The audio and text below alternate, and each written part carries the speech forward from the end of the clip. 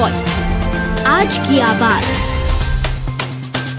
प्रदेश में एक समय 29 सीट जीतने का दावा भाजपा द्वारा किया जा रहा था। देश भर में 400 सीट जीतने की बात कही जा रही थी, लेकिन हालात बदल गए हैं। लोगों ने न्याय का साथ दिया है। मध्य प्रदेश में अब कोई बीजेपी का नेता यह भी नहीं कह रहा कि अब वह 29 सीट जीत रहे हैं। यही बात मध्य प्रदेश कांग्रेस कमेटी के अध्यक्ष जीतू पटवारी ने इंदौर शहर में मीडिया से बात करते हुए कही। उन्होंने कहा कि मध्य प्रदेश में उन्होंने सबसे ज्यादा सभाएं ली हैं, जहां जनता का मूड उन्हें समझ में आया है। यही वजह है कि वह दावा कर रहे हैं कि कांग्रेस को 10 से ज्यादा सीटें मिलेगी। साथ ही उन्होंने यह भी कहा है कि मध्य प्रदेश के इंदौर शहर में अगर चुनाव होता तो यहां भी परिदृश्य बदला हुआ होता। इंदौर नगर निगम में हुए दिनेश घोटाले पर उन्होंने कहा कि अभी 150 करोड़ का घोटाला पहुंचा है। अगर सही तरीके से जांच हुई तो यह आंकड़ा 2000 करोड़ पर पहुंचेगा। उन्होंने यह कहा कि 20 साल से नगर निगम में घोटाले चल रहे हैं। जनता के खून पसीने की कमाई जिससे जनता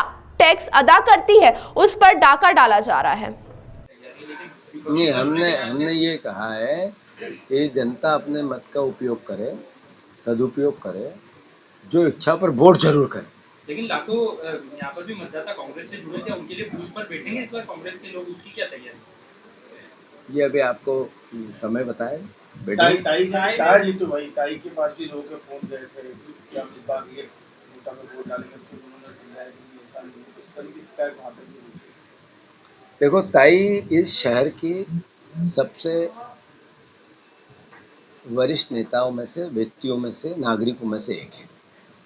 कई बार सांसद रही, वो विपक्ष से रही। वो सांसद रहते हुए हमें डांटती थी, फटकारती थी, हमें सीख देती थी। मेरा तो बहुत उनसे स्नेह है। तो मैं समझता हूँ इस उम्र में जाके वो दलगत राजनीति से ऊपर है। अगर अब भी वो ये कहें कि मैं पहले पार्टी की हूँ और पहले समाज नहीं सुधरना चाहिए, या राजनीतिक जो क्रियाकलाप है ये सही है क्योंकि मेरी पार्टी ने किया है, तो मैं समझता हूँ वो मेरे हिसाब से सही है। अगर पिता अपने बेटे की गलतियों को छुपाएगा, उसकी एक सीमा होती है। माँ, वरिष्ठ घर का मुखिया, अगर परिवार में कुछ भी क्राइम हो रहा है और उस पर एक तरह से मौन है, पहले तो मैं बधाई दूँ ताई को कि उन्होंने इतना तो बोला। हाँ, गलत है वो तो मेरा ख्याल है। उसमें उनको और मतलब मैं क्यों उनको कहूँ कि वो क्या कहे, पर उनसे अपेक्षा ये है कि वो दलगत राजनीति से ऊपर है ऐसे क्राइम के लिए। बाकी अपने अपना विचार है, अपनी अपनी पार्टी है, उनने उनको पहचान दी, उनकी पार्टी की, उसका सम्मान रखना उनकी दायित्व है। पर इस क्राइम के लिए अगर वो आगे नहीं आएगी या सही तरीके से दृढ़ता से नहीं बोलेगी, तो मैं नहीं कहना चाहता उनको, पर मेरी ऐसी भावना है कि इसमें जो भी इंदौर का नागरिक है वो सोचता है, बातें आपस में कर रहा है, विचार कर रहा है, बात ये कर रहा है, तो उसको थोड़ा रिएक्ट भी करना चाहिए। इसलिए करना चाहिए कि हमारी तो बच्चे, आज मैं हूँ, जीवित हूँ, कल शायद नहीं रहूँ, थोड़े दिन बाद और कोई आएगा, उसके बाद और कोई आएगा, उसके बाद प्रकाश चंद सेठी थे, आज और कोई है। पर अगर ये क्राइम चलता रहा तो फिर आपके बच्चों का क्या होगा? क्या आप ये चाहते हैं शहर में? तो फिर पार्टी के बने रहो। और अगर आप ये चाहते हो कि मेरे शहर को जैसा हमने स्वच्छता में नंबर 1 किया है, ऐसा हम राजनीतिक स्वच्छता का भी मैसेज देंगे, तो इंदौर वासियों से मेरी फिर प्रार्थना है, विचार करो, वोट जरूर डालो और अंतर मन से निर्णय लो कि अगर जीतेगा बीजेपी का ही सांसद यहाँ इंदौर शहर में, पर हम अगर उसके बाद भी नहीं सुधार कर सकते, मतलब आपका बिगड़ना कुछ नहीं, बने बीजेपी का कार्यकर्ता है, नेता है, कोई है, आम नागरिक है, कांग्रेसी है, वो जो उसकी पसंद नापसंद से असर ही नहीं होना है वोट पे, चुनाव पे, जनप्रतिनिधि पे, तो कम से कम मैसेज दे कि हाँ ये सही है, मेरा नुकसान नहीं, अगर किसी का फायदा हो जाए तो मुझे क्यों नहीं करना चाहिए। ये तो सब धर्मों में कहा है, ईश्वर ने कहा है, भगवान ने कहा है, हम आपस में अपने बच्चों को सीख देते हैं। तो अगर किसी का कुछ नहीं बिगड़ना और फिर भी कुछ सुधार सकते हैं, तो मेरा शहर क्यों नहीं सुधारे, मेरे वरिष्ठ जन क्यों नहीं सुधारे, मेरे युवा क्यों नहीं सुधारे, इस इंदौर शहर के नागरिक क्यों नहीं सुधारे? कितनी उम्मीद आप कर रहे हैं, कितना मोटा नहीं, मैं कोई मुझे नहीं,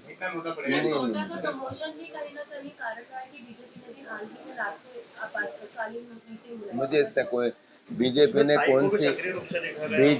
ने कौन सी मीटिंग बुलाई, क्यों बुलाई, क्या कारण थे, मुझे नहीं पता। और न मैं इन कारणों में जाना चाहता। मैं तो इंदौर शहर के बीजेपी के कार्यकर्ता और नेताओं से इंदौर शहर के अखबार के जितने जर्नलिस्ट हैं उनसे, मालिकों से, इंदौर शहर के जितने सम्राट विचारवान लोग हैं जो विचार देते हैं उनसे, और आम जनता से अनुरोध करना चाहता हूँ कि बीजेपी को भी आप सपोर्ट करते हो तो बीजेपी का ही जनप्रतिनिधि चुना जाएगा और फिर भी आप सुधार कर सकते हो।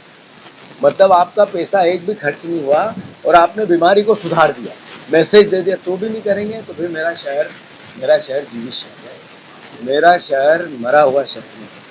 ये मुझे पता है। मैं यह आह्वान प्रार्थना है मेरी बीजेपी के कार्यकर्ताओं से। मैं जरूर कांग्रेस का हूँ, मुझे आप चाहो पसंद करो ना करो, पर भैया आप और हमारे भविष्य के लिए, शहर के भविष्य के लिए, माँ अहिल्या की नगरी के संस्कार के लिए, अपने आने वाले बच्चों के लिए, यहाँ इंदौर शहर में जो क्राइम बढ़ रहा है अलग अलग तरीका उसको रोकने के लिए, जो राजनीतिक संरक्षण मिल रहा है उन क्राइम को उसको रोकने के लिए, जो माफियागिरी उसको रोकने के लिए, एक एक हथियार से कई सुधार है, एक गोली से कई बीमारियों का अंत है।